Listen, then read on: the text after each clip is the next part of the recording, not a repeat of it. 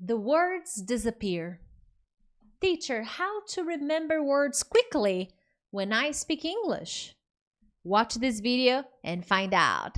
If you don't know me very well, hello, I'm Teacher Prix, and I'm going to help you talk to anyone, anywhere, anytime in English. Make sure to subscribe to my channel, yes, because every week I post different kinds of English lessons to help you become a better and more confident English speaker. So there are many kinds of interesting lessons to help you unlock your English fluency. So, the words disappear. Let's talk about that because if you're watching this video, I know this happens to you more than you would like, okay? So what to do? How to remember words quickly in English. And this is a typical problem at a pre-intermediate and intermediate level, which are the main levels here on my channel. That's where I put all my energy and effort, okay? These are the students I focus on. And I know it's very common for intermediate students to forget the words. The words completely disappear from your mind. And quite honestly, guys, watch this lesson until the end because I prepared a challenge for you, a 7-day challenge, okay? Stay with me until the end. But your vocabulary problem, this problem of, okay, words disappearing, will not be solved after one day, okay? One day. In one day, you will solve this problem. After this lesson, your problem will be solved. No, let's be honest, okay? I'm not a hypocrite.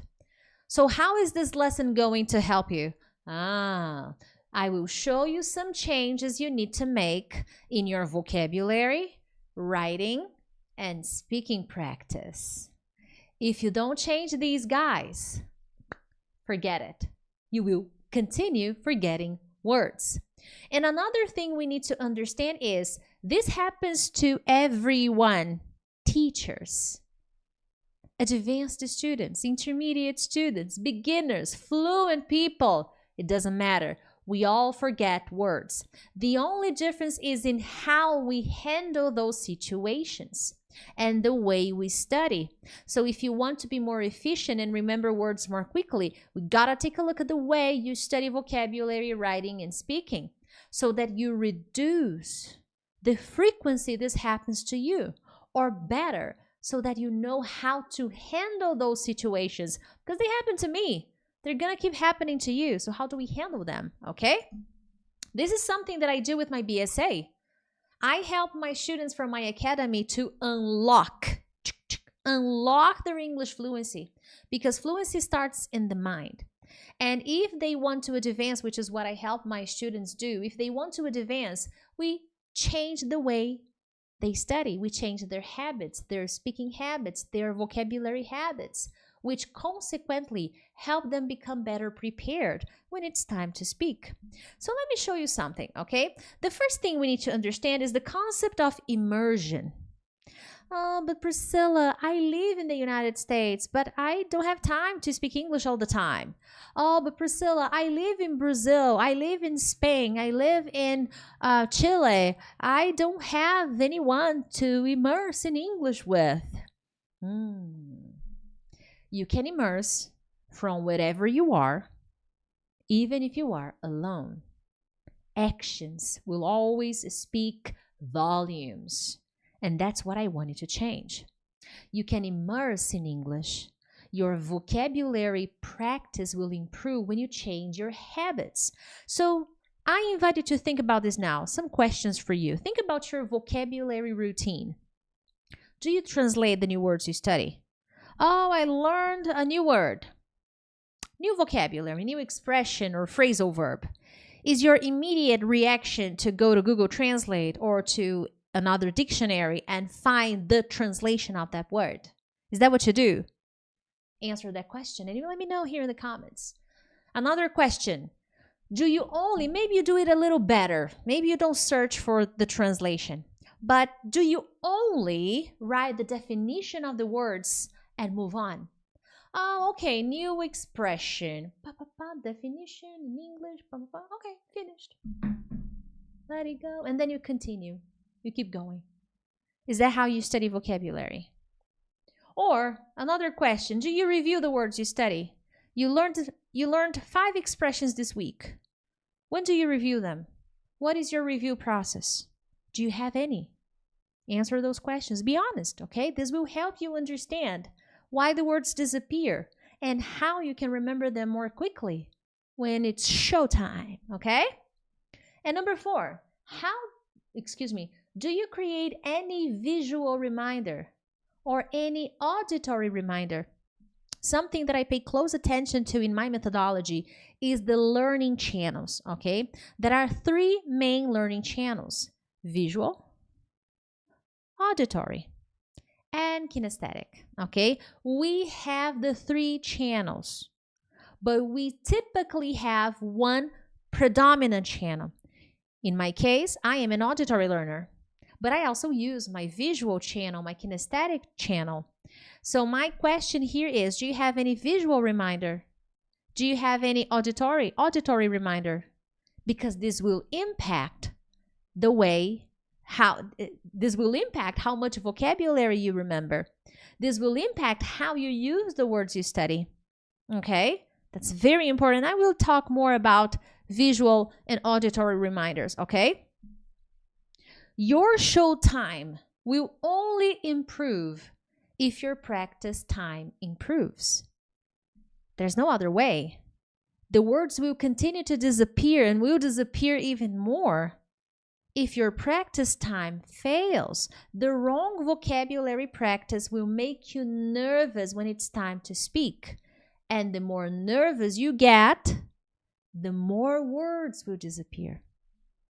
So another important point here, you also need to prepare for real-life conversations. But Priscilla, what is real-life conversation? Well, it depends. What conversations do you want to talk about? What subjects are you interested in talking about? Where do you live? Where do you work? These are questions you have to answer. These are the conversations that matter to you. You can't just simply study words without a clear conversation subject. Oh, let me just find a video. Vocabulary for music. Then you study. Oh, vocabulary for health. When you're sick. There are many lessons like this. I have lessons like this. I'm not criticizing the lesson. The lesson is not the problem. The problem is how you use the lesson. So if I think about a subject, okay, how can I talk about my health if I go to a doctor? Now it's making more sense.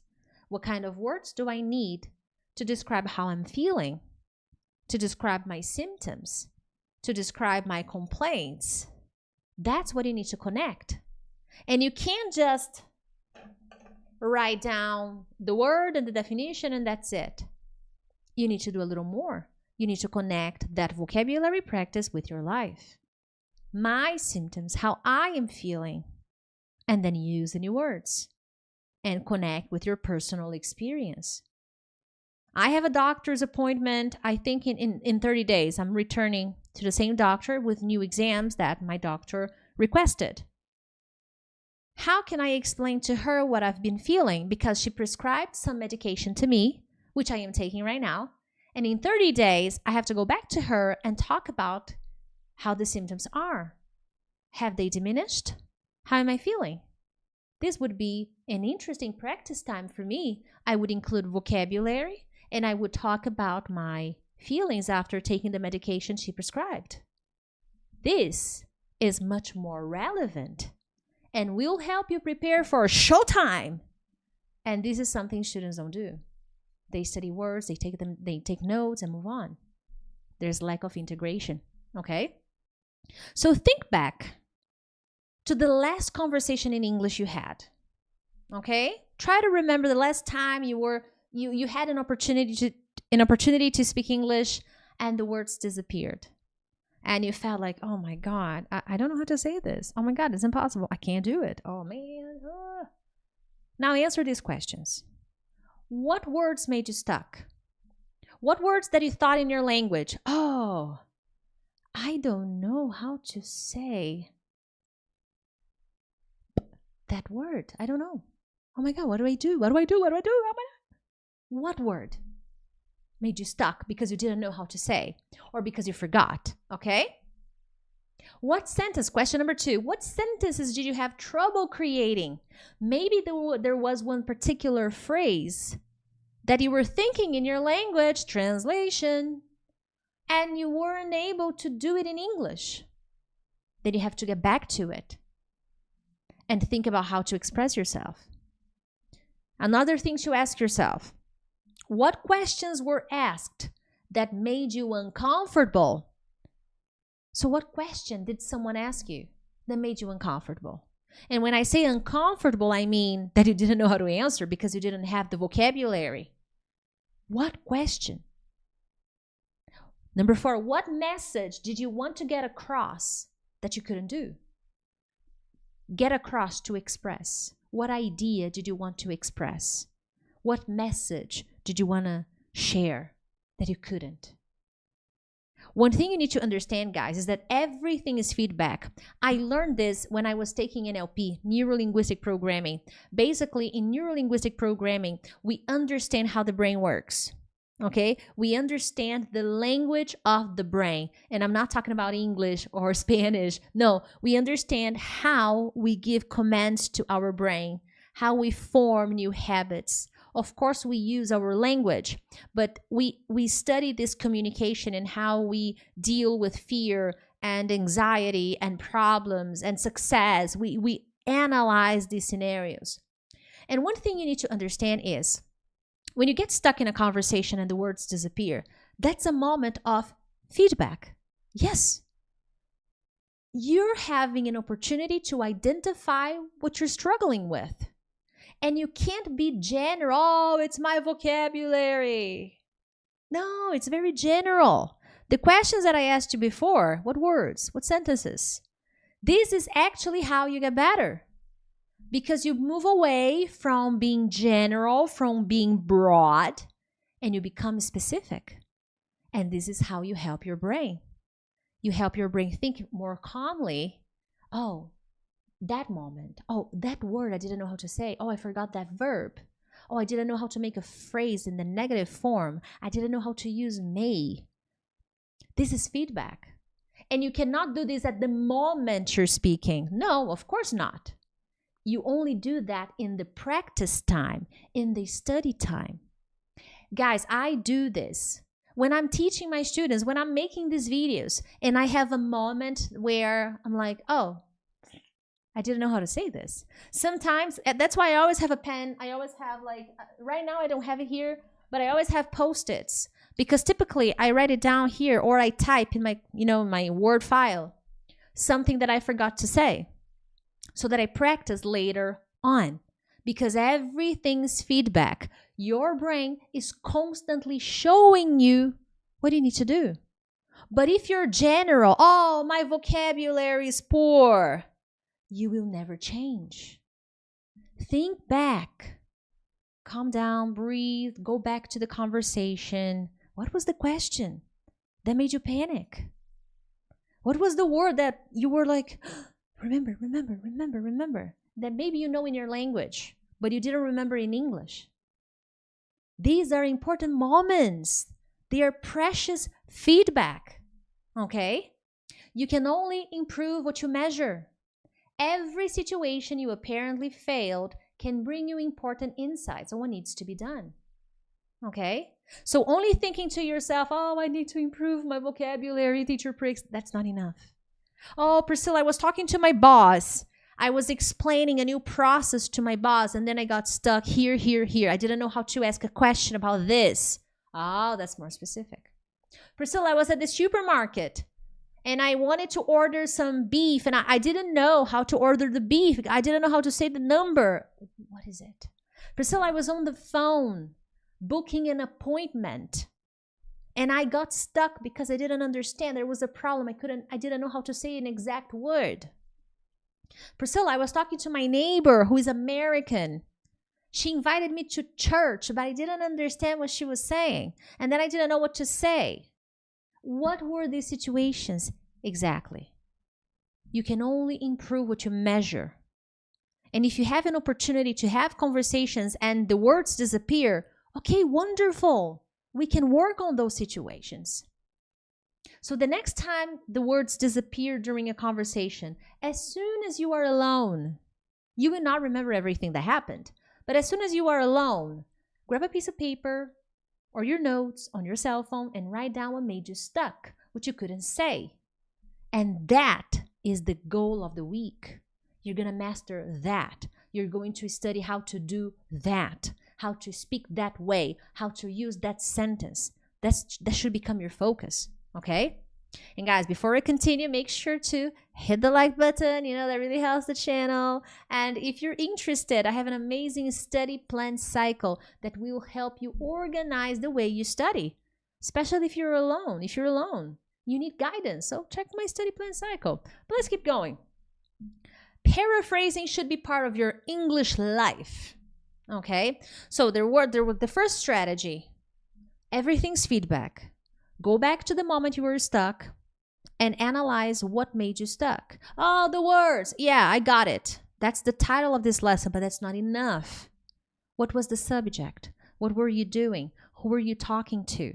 Oh, but I panicked. Okay, you panicked, but it was a difficult question. I understand the emotion. You panicked. Very well. But what was the subject? What was the question? When you start to analyze the situation, you find an opportunity to work on that situation so you're better prepared next time. That's the first strategy that I want you to implement. Second thing, paraphrasing. Fluent people don't show their vocabulary weakness. I won't come here to you and say, oh my God, I don't know how to say that word. I forgot. I'm not going to say that. I'm going to go around and explain what I want. I do this all the time. I do this in all my videos. I do this in every conversation I have. So there are two things you need to consider, that you need to understand, okay? You need to understand the mind work and the English work. There are two different things. English work, mind work. Let's talk about them. The mind work. When you don't know how to say a word, or when a few words have disappeared, your brain is getting into a panic mode. When that is happening to you, you're panicking, okay? And this is emotional intelligence. When that happens, your brain is activating the stress alarm, okay? Oh my God, I don't know. What am I doing? And at this moment, you will begin to lack oxygen because you're panicking. You're getting anxious. So you will need more oxygen. And in that situation, you will forget even more. So what you can do instead, okay, at that moment, the only thing you can do is you need to change the language. That's NLP. You need to change the internal conversation. Because what students do is they start repeating in the mind. Okay, oh my God, I don't know. I don't know. Oh my God, what do I do? What do I do? Oh my God, I don't know. I don't know. What's the word? Oh my God, I don't know. I don't know. I don't know. I don't know. I don't know. This is typically what students repeat. Oh, I don't know. Oh my God, I'm nervous.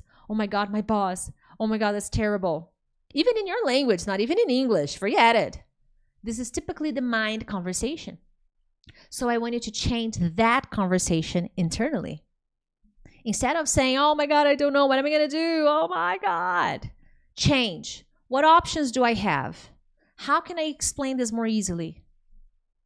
That's what you need to give your brain. Give better commands. Your brain is like a computer. You need to give commands to your brain because your memory is there. Your memory is perfect. But if you are in a stress state, if you are in panic mode, you will not remember what you need. You will not get the job done. So you need better commands and breathing more calmly. What options? So instead of saying, I don't know, start saying, what options? What options do I have? Mentally, Priscilla, think, what options? What options? Options, options, commands. And then your software, we will start searching options, options, options, options. This is powerful. This is mind work. This is in the real world. You have to do this. Oh, but Priscilla, what if I do this and I don't find the answers? Yes, this will happen. But you will be teaching your brain patiently. This is the mind work. We need to do the English work as well, okay? It's a combination of efforts. Let's keep going. The English work. Teach yourself to explain concepts when you don't have the exact words. That's paraphrasing. And you can only do this in the real world if you practice this during your study time.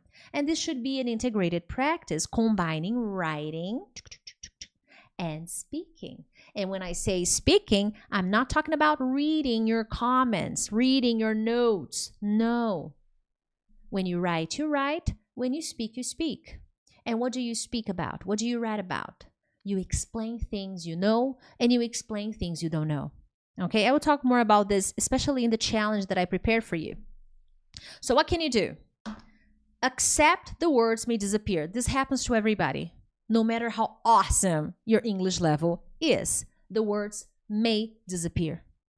But they should not stop you from getting your ideas across. They shouldn't stop you from transmitting, from expressing your ideas, from getting your ideas across. See, I just paraphrased. I just explained. Okay? So, and the only way to do this is by practicing paraphrasing. So how to practice paraphrasing? Here we have, describe words you already know. This is an option. These are options. How do you practice paraphrasing? Describe words you already know in English. Describe words you don't know in English. Describe more complex concepts in English, such as emotions and actions, or expressions, idioms. And think back to when the words disappeared. Explain those ones to yourself. These are possible ways to practice paraphrasing.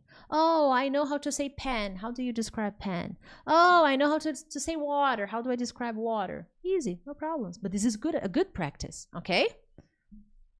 How do you describe words you don't know in English? Oh, I don't know how to say this. Honestly, I don't know how to say this in English, okay? How do you say this in English? How do you say it? This is paraphrasing. I don't know. Me, Priscilla, I don't know. Okay? But if I have to paraphrase it, I would be in a conversation. Oh, do you have that thing that I can put in my earring behind my ear so that I make my earring stay where it should be so that it doesn't fall off? Do you know what that is? Paraphrasing. I can survive in any conversation because I know how to do this. And I am not afraid to tell my brain, look for options, Priscilla, look for options. So how do you say that thing that will keep your earring, in your ear without falling off?